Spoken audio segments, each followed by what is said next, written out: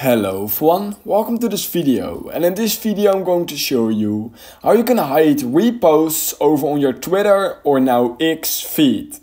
So basically, if you don't want to see anyone's reposts, that when people repost you just don't want to get those posts, and you basically only want to see original posts from the actual people and not their reposts, then in order to basically disable this, what you need to do is open the Twitter or X app, and basically once you've done that, simply head over to any person you are following. So for example this account, Spotify. Then basically what you can simply do is head over to the top right corner of your screen once you're at that profile at those three little dots, and then right here you'll find turn off reposts, and basically once you have done that you will not receive any reposts this account is making. So that's basically all you need to do. In order to undo it again, just click on those three dots again and turn on reposts again, and basically that's all you need to do. So yeah, if you learned something from this video, then please consider liking this video and subscribing to my channel, and I hope I will see you in my next YouTube tutorial video.